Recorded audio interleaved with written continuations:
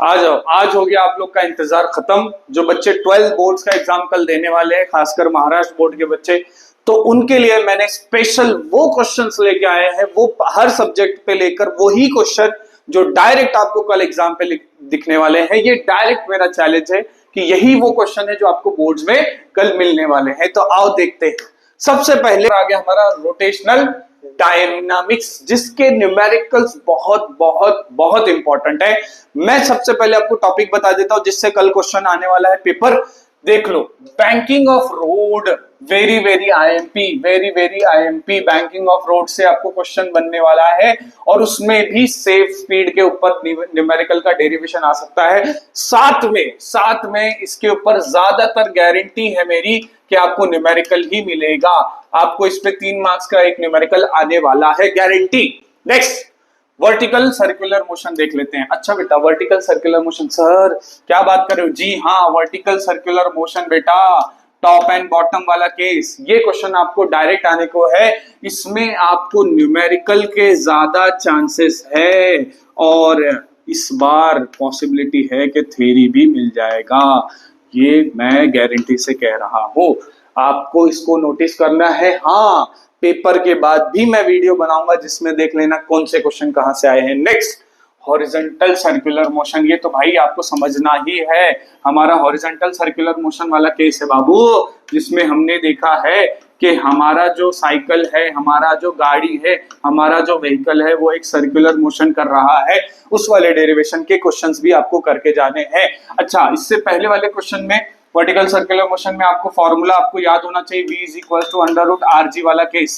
ये भूलना नहीं है। टॉप एंड बॉटम पे जिसमें 3 का कॉन्सेप्ट बन जाता है, याद रखना है वर्टिकल सर्कुलर मोशन। नेक्स्ट आता है मूवमेंट ऑफ इनर्शिया। बेटा जी, मूवमेंट ऑफ इनर्शिया में सर्कुलर डिस्क के ऊपर क्वेश्चन आने वाले हैं। सर्कुलर डिस्क के ऊपर आईएमपी क्वेश्चन है भाई, आईएमपी क्वेश्चन है बेटा सर्कुलर डिस्क। इसमें आपको डेरिवेशन आएगा मूवमेंट ऑफ इनर्शिया को लेकर काइनेटिक एनर्जी के ऊपर।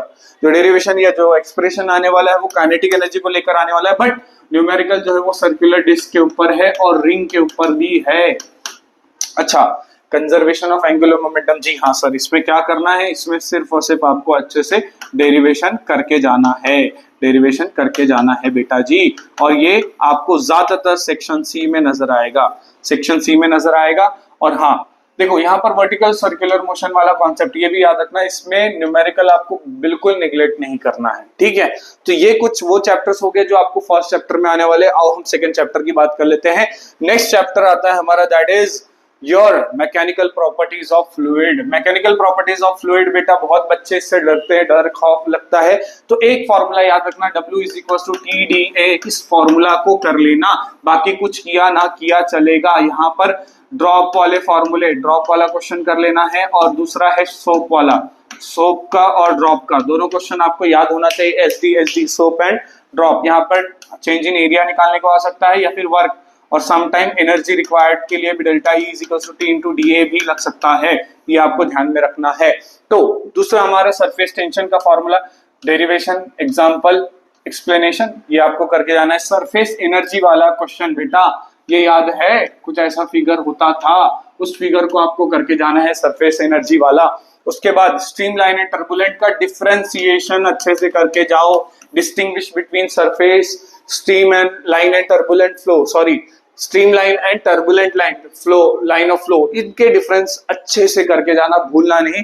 स्टोक्स लॉ का फॉर्मूला बिटवा, स्टोक्स लॉ का फॉर्मूला ईटा, याद है ना ईटा मेरे बेटा, ये अच्छे से करके जाना। स्टोक्स लॉ के ऊपर आपको 2 न्यूमेरिकल्स मिल सकते हैं, 2 नहीं तो एक तो कंफर्म है बेटा, गारंटी है मेरी। एक तो कंफर्म है, क्रिटिकल वेलोसिटी निकालने को आ सकता है जल्दी, और दूसरा हमें डेंसिटी भी निकालने को आ सकता है, ठीक है। Next, work done for the drops, याद रखना ड्रॉप एंड सोप दोनों ही याद रखना, ड्रॉप एंड सोप दोनों में से कुछ भी आ सकता है। बहुत ज्यादा आईएमपी है। इसके बाहर एक क्वेश्चन दिखा दे बेटा बस मुझे, इसके बाहर एक क्वेश्चन तो दिखा देना कल। चल आजा, नेक्स्ट देख लेते हैं। दूसरा है, तीसरा चैप्टर है हमारा काइनेटिक थ्योरी। ओ भाई साहब, third chapter kinetic theory of gas. जी हाँ सर, हमें यहाँ पर गैस की बात करनी है। और देखते हैं, सबसे पहला जो इंपॉर्टेंट है, दैट इज ये फॉर्मूला। याद रहो, इसका ट्रिक मैंने बताया था आप लोग को, expression for pressure. Expression for pressure, pressure को कैसे एक्सप्रेस करे। अच्छा, आपको ये याद है क्यूब बनाया था बेटा हमने, कुछ ऐसा क्यूब, उस क्यूब में हमने देखा था, हमने कुछ इस तरीके से x axis, y axis, z axis बनाया था, याद है। फिर हमने उसके लिए वेलोसिटी मोमेंटम के रिस्पेक्ट में निकाली थी, फिर उसके बाद हमने मोमेंटम के रिस्पेक्ट से हमने प्रेशर भी निकाला था वेलोसिटी के फॉर्मूले से। तो ये चीज आपको याद रखनी है, बहुत इंपॉर्टेंट है। इस फॉर्मूले का एक्सप्रेशन बहुत ज्यादा एमपी है। एवरेज एनर्जी पर मॉलिक्यूल, ये वाला डेरिवेशन ये बहुत इंपॉर्टेंट है। E is equals to 3/2 NKBT, Boltzmann constant, याद रखियो। आ जाता है उसके बाद मेयर्स रिलेशन। बेटा मेयर्स रिलेशन के ऊपर न्यूमेरिकल्स गारंटी के साथ आपको यहाँ पर एक न्यूमेरिकल है जो कि 2 मार्क्स का, वो कल मिलने वाला है। आप इसके ऊपर फोकस पूरा करेंगे। 2 मार्क्स का न्यूमेरिकल है, 2 मार्क्स का न्यूमेरिकल है सीपी और सीवी पर। ओके, आपको प्रॉब्लम ऐसा दिया रहेगा, CP minus CV is given to you, मान लो 2000 और समथिंग कुछ दिया हुआ रहेगा। आपको यहाँ पर रिलेशन, इन दोनों का कंपैरिजन निकालना है या इन दोनों की वैल्यू निकालनी है। आपको सीपी अपॉन सीवी दिया रहेगा, मान लो 1.5 समथिंग, और आपको सीपी और सीवी निकालना रहेगा। ऐसा क्वेश्चन आ सकता है। अच्छा, इतना टॉपिक होने के बाद भाई इसको तो हम भूल ही नहीं सकते sir, perfect black body, that is Ferry's black body भी आपको करके जाना है। वो डायग्राम तो याद होगा ना मेरा बच्चा, जो डायग्राम आपको कुछ ऐसा बताया था, कुछ यहाँ पर नॉच कुछ इस तरीके से हमने देखा था, कुछ इस तरीके से था, वो याद है। ये फॉर्मूला ये अच्छे से एक्सप्लेन करना है आपको डायग्राम बना के, अगर क्वेश्चन आया तो। नेक्स्ट है इमिशन ऑफ हीट के ऊपर जो क्वेश्चन है, तो इमिसिव पावर क्या होता है, कोएफिशिएंट ऑफ इमिशन क्या होता है, ये क्वेश्चन, यही वो क्वेश्चन है बेटा, यही वो क्वेश्चन है जो आने वाले हैं कल। इमिसिव पावर और कोएफिशिएंट ऑफ इमिशन को अच्छे से लर्न करके जाना। इसका डेफिनेशन आ सकता है किरचॉफ्स लॉ, अच्छे से करके जाना बेटा। किरचॉफ्स लॉ बहुत इंपॉर्टेंट है इस साल के हिसाब से। किरचॉफ्स लॉ बहुत ज्यादा एमपी है, आने को चांसेस पूरे हैं। तो काइनेटिक थ्योरी हो गया। नेक्स्ट चैप्टर हम ले लेते हैं बेटा जी, थर्मोडायनामिक्स। ओहो सर जी, हाँ, तो थर्मोडायनामिक्स में इक्विलिब्रियम, थर्मोडायनामिक इक्विलिब्रियम, और एक मेरी तरफ से ले जाओ जीरोथ लॉ। क्या है बेटा, जीरोथ लॉ एक्सप्लेन करने को आ सकता है। अच्छा, उसके साथ फर्स्ट लॉ आपको याद रखना है, फर्स्ट लॉ अच्छे से करके जाना है भाई, फर्स्ट लॉ अच्छे से करके जाना है। नेक्स्ट है फर्स्ट लॉ का डेफिनेशन करके जाना है, और इसके ऊपर न्यूमेरिकल के चांसेस है, इस पर बहुत सारे न्यूमेरिकल आ सकते हैं। अच्छा, ड्रॉ पीवी डायग्राम। ये जो पीवी डायग्राम वाला कॉन्सेप्ट है ना, इस आइसोथर्मल प्रोसेस है ना, आइसो रिवर्सिबल इरिवर्सिबल, वो सारे आपको पीवी डायग्राम एक बार अच्छे से देख के जाना है। अच्छा, साइक्लिक प्रोसेस सबसे ज्यादा एमपी है इस टॉपिक का, इस टॉपिक का सबसे ज्यादा एमपी है cyclic process. Second law, first law के लिमिटेशन करके जाना, और उसके बेस पे सेकेंड लॉ के एडवांटेज भी वहां पर आपको लिखने का आ सकते हैं। उसके अलावा आइसोथर्मल प्रोसेस और एडियाबेटिक प्रोसेस जो ऑलरेडी मैंने आपको बता दिया, वो करके जाना। इनके ऊपर न्यूमेरिकल ज्यादातर चांसेस है, न्यूमेरिकल इनके फॉर्मूला याद रख लेना, उस पे न्यूमेरिकल के सबसे ज्यादा चांसेस है, सबसे ज्यादा इस चैप्टर में न्यूमेरिकल के इस पे से चांसेस है। तो आप इसको बिल्कुल भूलना नहीं। और फर्स्ट लॉ के ऊपर भी चांसेस है आपको वर्क, इस वाला के, ये वाला केस, जैसे इसको कुछ हमने एनर्जी दिया 2000 जूल समथिंग, और something is release like that, तो उसमें इंटरनल एनर्जी का कॉन्सेप्ट लगता है, वो वाला फॉर्मूला आपको अच्छे से करके जाना है, ठीक है। नेक्स्ट चैप्टर आ जाता है बेटा, 5वां चैप्टर हमारा, दैट इज ऑसिलेशन। ऑसिलेशन पे सर किस चीज का ध्यान रखें, SHM, simple harmonic motion. Spring वाला कॉन्सेप्ट याद होगा आपको, हमने एक फॉर्मूला निकाला था F = -kx, याद रखना है, स्प्रिंग कांस्टेंट। अच्छा, यहाँ पर एक चीज और याद रखना, ओमेगा = √k/m, ये फॉर्मूला भी याद रखना। इस फॉर्मूले के बेस पे भी बहुत सारे क्वेश्चन हो जाते हैं। अच्छा, expression of displacement and velocity, ये सबसे ज्यादा आईएमपीएस है। सेक्शन डी और सी के ऊपर इसमें क्वेश्चन आ जाता है समटाइम। अगर डी में आया तो एक्सेलरेशन का भी आएगा, वेलोसिटी का, सी में आया तो डिस्प्लेसमेंट का आ सकता है, एक्सप्रेशन ऑफ डिस्प्लेसमेंट, या फिर साथ में ये वेलोसिटी का भी आ सकता है। तो आपको ये अच्छे से याद रखना, सेक्शन सी और डी करना है तो इनको करके जाना। Next, energy of particle performing SHM, ये याद रखना, एनर्जी ऑफ पार्टिकल का कॉन्सेप्ट है। यहाँ पर ये डेरिवेशन आपको बहुत ध्यान से करके जाना है, याद रखना है इसको, इजी है, सिंपल 2 से 4 स्टेप का है वो। अच्छा, सेकंड पेंडुलम आप सब बच्चे को तो बाय हार्ट हो जाना चाहिए, T is equal to under root वाला, ये कॉन्सेप्ट आपको पक्का आने वाला है। सेकंड पेंडुलम का टाइम सेकंड 2 होता है, याद रखना। और उसके बाद expression for the resultant of amplitude. अच्छा, एम्पलीट्यूड का रिजल्टेंट, अगर दो वेव्स आ रही है तो दोनों वेव्स का आपस में रिजल्टेंट क्या होगा, वो चीज आपको निकालना है। दो वेव के कंसिडरेशन की बात है यहाँ पर, ठीक है। नेक्स्ट, अच्छा इन चैप्टर्स के इसी पार्ट पे बहुत ज्यादा एमपी नहीं है। मेन तो मैं बोलूंगा आपको ये वाला एक्सप्रेशन बहुत अच्छे से करके जाना, यही इंपॉर्टेंट है, इस पे सबसे ज्यादा इंपॉर्टेंट है, ठीक है। नेक्स्ट आ जाते हैं हम लोग बेटा। अच्छा, superposition, very very IMP chapter. Superposition, progressive wave, stationary wave और इनका डिफरेंस भी करके चले जाना। डायग्राम अच्छे से बताना प्रोग्रेसिव वेव का, स्टेशनरी वेव का, और उनका डिफरेंस बहुत ज्यादा जरूरी है। अच्छा, all harmonics are present in a string. अच्छा ये वाला सर, ये ओवरटोन हार्मोनिक्स, वो अच्छे से करके जाना है। बहुत ज्यादा आईएमपी है कि सारे हार्मोनिक्स प्रेजेंट होते हैं स्टेशनरी वेव में, स्ट्रिंग में। Next, expression for and correction. And correction वाला एक्सप्रेशन याद होगा आपको, ऑर्गन पाइप में हमने कुछ इस तरीके से लिया था, याद है। ये हमारा एंड करेक्शन होता है, अगर दोनों बोथ साइड ओपन है क्लोज्ड है, डिपेंड करता है, तो दो तरफ एंड करेक्शन बनता है। तो ये भी बहुत ज्यादा एमपी है, इसका एक्सप्रेशन आपको करके जाना है। अच्छा, न्यूमेरिकल के लिए सर किस पे आने वाला है, तो बीट फ्रीक्वेंसी के ऊपर डेरिवेशन भी, इसका एक्सप्रेशन भी आ सकता है, और इसके ऊपर न्यूमेरिकल भी चांसेस है इस बार आने के। अच्छा, free vibration and force vibration का डिफरेंशिएशन अच्छे से करके जाएंगे, इसका डिफरेंशिएशन बहुत ज्यादा इंपॉर्टेंट है इस चैप्टर में, इन चीजों का आपको खास ख्याल रखना है। नेक्स्ट आता है चैप्टर नंबर हमारा वेव ऑप्टिक्स। ओहो सर जी, रिफ्लेक्शन और रिफ्रैक्शन, हाँ, हाइगन्स प्रिंसिपल सबसे ज्यादा इंपॉर्टेंट है। प्लेन और स्फेरिकल दोनों ही आपको एक्सप्लेन करने हैं वहां पर। कुछ इस तरीके से हमने स्ट्रक्चर बनाया था, कुछ इस तरीके से स्ट्रक्चर बनाया था, तो ये स्फेरिकल और प्लेन दोनों के लिए हाइगन्स प्रिंसिपल आपको पढ़ के जाना है, वेव फ्रंट क्या होते हैं वगैरह वगैरह। रिफ्रैक्शन ऑफ लाइट, मैं ज्यादातर रिफ्रैक्शन की बात कर रहा हूँ, याद रखना इस साल के लिए ज्यादातर सबसे ज्यादा आईएमपी टॉपिक जो है रिफ्रैक्शन ऑफ लाइट है ना। मेरे बच्चे भी बहुत बार बोल रहे थे, इंसिस्ट कर रहे थे, आप लोग का इंतजार अब खत्म कर दिया मैंने, सारे आईएमपी टॉपिक जगह पे विद क्वेश्चन दे रहा हूं बेटा, विद क्वेश्चन, याद रखना। अच्छा, polarization of light. Polarization of light, what is polarization of light? Sir जी याद है, हमें अच्छे से याद है सर, पोलराइजेशन आपने बहुत अच्छे से पढ़ा है। तो ये पोलराइजेशन आपको याद रखना है, इसके ऊपर डेरिवेशन आ सकता है। इसमें डेरिवेशन कैसा आता है, sometime it is called as कि इनके और इनके बीच में जो हमारे पास ये जो दो रेज है, जो रिफ्लेक्टेड रे है और ये है, तो यहाँ पर ये कितना एंगल है, 90 डिग्री है, ये अपने को बताने के लिए आ सकता है एग्जाम में। अच्छा, साथ में रिफ्रैक्शन के लिए लीस्ट, मैं तो बोलूंगा रिफ्रैक्शन ज्यादा ध्यान से करके जाओ, रिफ्लेक्शन भी चांसेस है आने का, हो सकता है, बट रिफ्रैक्शन को ज्यादा फोकस करना आप लोग। डबल स्लिट एक्सपेरिमेंट का, यंग्स डबल स्लिट एक्सपेरिमेंट कैसे किया था, बैंडविड्थ क्या होता है, सॉरी हमने फ्रिंज विड्थ क्या होता है, वो अच्छे से करना है आपको, ये चीज याद रखना है इसमें कैसे करना है। Distinguish between interference and diffraction, ये बहुत ज्यादा एमपी है कल के टॉपिक में, थ्योरेटिकल पार्ट के लिए आप इसको कंसिडर। देखो मैंने सारे न्यूमेरिकल भी बताते जा रहा हूँ किस टॉपिक पे से आने वाला है, और साथ में कौन सा टॉपिक का ज्यादातर चांस है थ्योरी का, तो वो भी मैं आपको साथ में बता दूं। My at the end now electric field, electrostatic chapter आ गया हमारा, आईएमपीएस चैप्टर। इसमें सबसे ज्यादा गारंटी के साथ कैपेसिटर के क्वेश्चंस को भूलना नहीं है। Capacitor is very very very very IMP.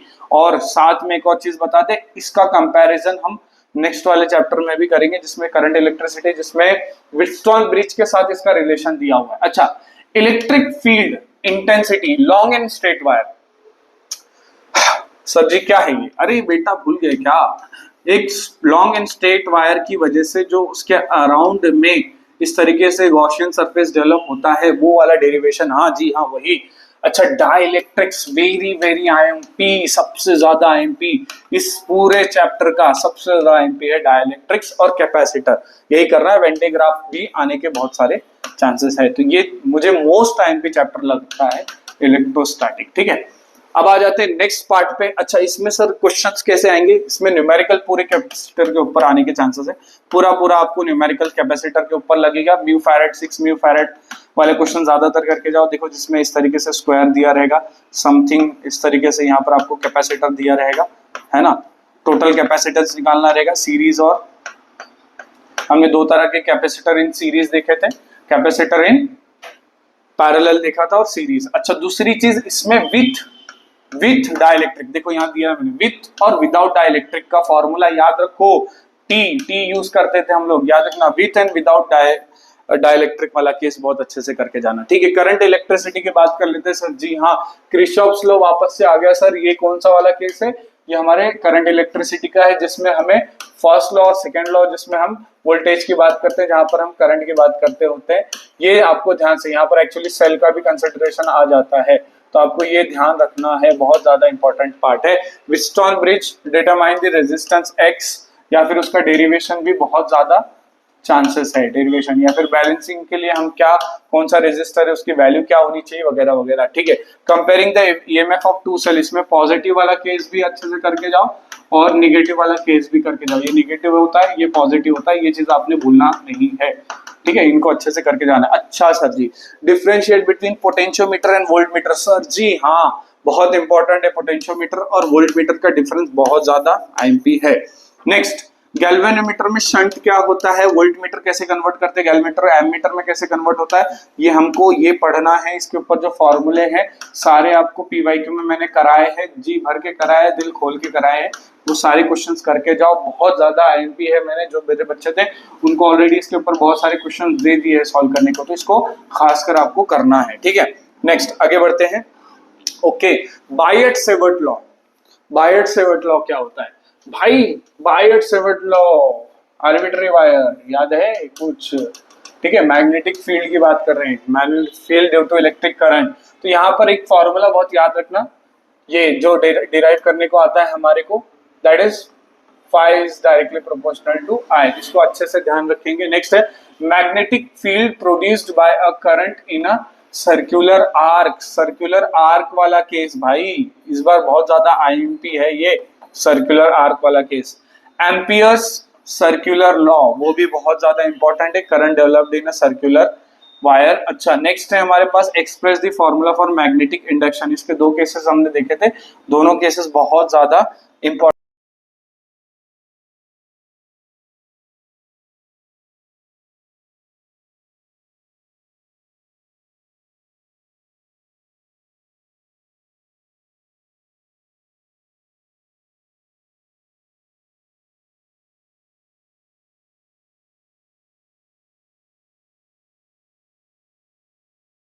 देख लेते हैं magnetic material, that is your 11th chapter. बच्चे डरते हैं, भागते हैं, तो मैं आपको सिर्फ यही क्वेश्चन करने बोल रहा हूँ। What is the magnetisation?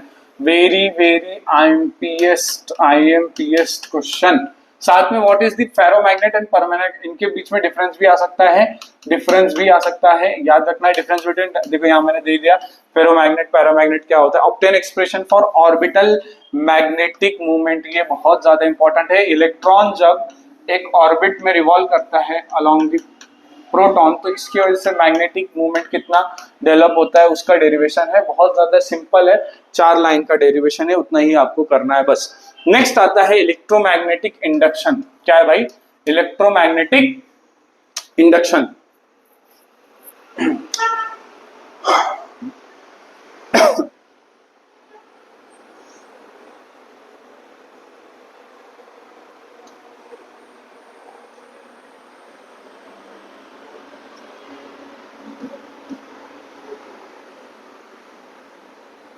ठीक है, तो नेक्स्ट आता है हमारे पास इलेक्ट्रोमैग्नेटिक इंडक्शन। इसमें देखेंगे हम सबसे पहले इंपॉर्टेंट है Lenz law, E is directly proportional to d psi by d t. ये आपको बहुत ज्यादा इंपॉर्टेंट, नेगेटिव साइन के साथ ये याद रखना है।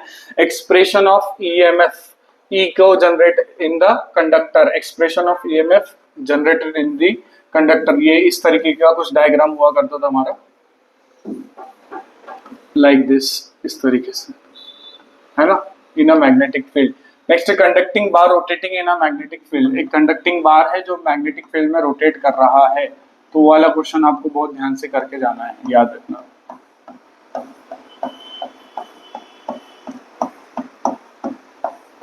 ठीक है, next eddy current, very very IMPS, सबसे ज्यादा आईएमपी इस चैप्टर का एडी करंट होने वाला है, बहुत ज्यादा आईएमपी है, आपको करना है। साथ में आ जाता है self inductance and mutual inductance. यहाँ पर आपको याद रखना है अच्छे से, सेल्फ इंडक्टेंस का कुछ ऐसा केस बनता है हमारा, है ना, और म्यूचुअल इंडक्टेंस में हमने 2 डिफरेंट डिफरेंट कंडीशंस लिए थे। देखो दो, एक है ड्रिवन प्राइमरी कॉइल और एक होता है सेकेंडरी कॉइल, ये आपको याद रखना है। नेक्स्ट है ट्रांसफॉर्मर, वेरी वेरी आईएमपी, इसमें step up and step down याद करके जाना, इसका फॉर्मूला याद रखना, रेशो याद रखना। वेरी वेरी आईएमपीएस क्वेश्चन, अभी तक का सबसे आईएमपी मुझे लगता है इस चैप्टर में आने वाला यही है। ओके ठीक है, नेक्स्ट क्वेश्चन आ जाता है हमारा। अच्छा, न्यूमेरिकल कौन से आने वाले सर? तो न्यूमेरिकल सेक्शन सी में आपको यहाँ से दिखेंगे, ज्यादातर न्यूमेरिकल्स यहीं से मिलने वाले हैं और इसी को आपको फोकस करना है। सर जी नेक्स्ट क्या फोकस करना है? तो नेक्स्ट हमको नेक्स्ट चैप्टर आता है, दैट इज हमारा एसी सर्किट, मेरा सबसे फेवरेट चैप्टर। एसी सर्किट में हम देख लेते हैं, इसमें पावर इन एसी, इसके ऊपर न्यूमेरिकल बहुत ही ज्यादा बिटवा इंपॉर्टेंट है। न्यूमेरिकल और थ्योरी दोनों ही बहुत इंपॉर्टेंट है। अच्छा, obtain expression for LCR, numerical भी एक्सप्रेशन, ये तो थ्योरी हुआ, थ्योरी के साथ डेरिवेशन हुआ, डेरिवेशन के साथ आपको न्यूमेरिकल भी इस पे करके जाना है। Derive the expression for impedance, impedance ट्रायंगलवा बिटवा, इम्पीडेंस ट्रायंगलवा किए थे, याद है कुछ ऐसा? तो ये आपको बहुत ज्यादा इंपॉर्टेंट है, जेड की वैल्यू हमको निकालनी थी। ठीक है, नेक्स्ट आता है sharpness of resonant, Q factor, Q factor का फॉर्मूला बहुत इंपॉर्टेंट है और इसके ऊपर न्यूमेरिकल बहुत ज्यादा चांस है इस बार आने का। सबसे आईएमपी बेटा जिस दिन पेपर होगा ना, पेपर अगले दिन मैं बताऊंगा आपको कि पेपर में क्या क्या एमपी यहां से आया है। चलो नेक्स्ट आगे देख लेते हैं। हाँ, डुअल नेचर, डर लगता है ना बेटा डुअल नेचर से, आओ देखते हैं डुअल नेचर का हम गेम बनाते हैं पूरा। डुअल नेचर में characteristic of photo electric effect करके जाना है, बस ये कर लो यार, तुम सफल हो जाओगे। Experimental setup of photo electric effect, setup अच्छे से याद रखना, कैसा था, क्या था, कितने क्या क्या पॉइंट्स थे उसमें, आपको वो अच्छे से करके जाना है। एग्जाम में पूरे पूरे चांसेस है इसके आने के। ठीक है, नेक्स्ट आता है ब्रोगली हाइपोथेसिस, बहुत ज्यादा इंपॉर्टेंट है, ये आपको कर लेना है अच्छे से, इसका डेरिवेशन बहुत इंपॉर्टेंट है आपके लिए।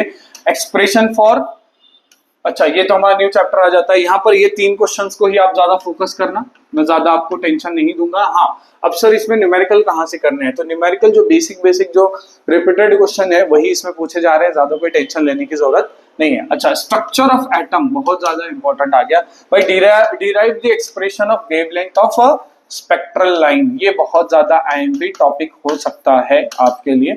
Expression of radioactive decay, very IMP. देखो सारे मैं कह रहा हूँ ना यार, ये सिर्फ ये कर लो यार, कुछ मत करो, बस ये कर लो, इसके न्यूमेरिकल कर लो, इसके डेरिवेशन कर लो, इसकी थ्योरी कर लो, बस और कुछ मत कर लो।